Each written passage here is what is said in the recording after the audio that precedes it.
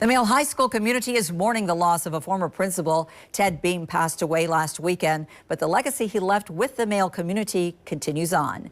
Addie Miners tells us his story. Ted Beam, or as he's known to most, Mr. Beam, became the principal at Louisville Male High School in 1979. The bell would ring, he would get up from his desk, and he'd walk out in the hallway. And it could be, hey, Mr. Beam, hey, Mr. Beam. He was interested in the success of every single student there.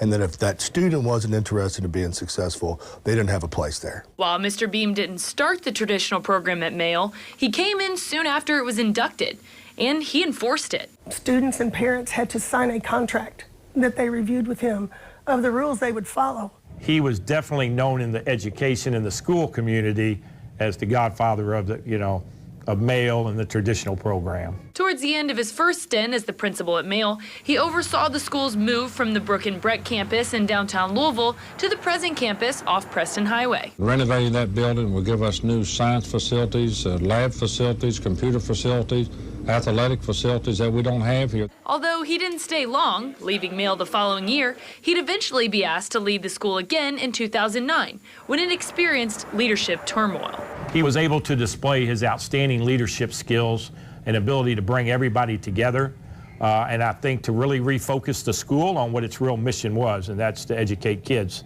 and make a difference in their lives. Beam oversaw a revamp of the athletics program, including the renovation of the track, softball field, tennis courts, and football stadium. He was a huge supporter of athletics and extracurricular, the band.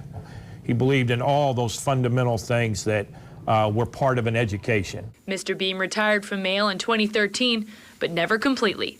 He was still known to attend every event he could until his passing. He loved God and he loved his church, but Male was just in him. Mr. Beam's wife, Beverly, tells me he'll be buried in his favorite Male Bulldog sweatshirt on Saturday.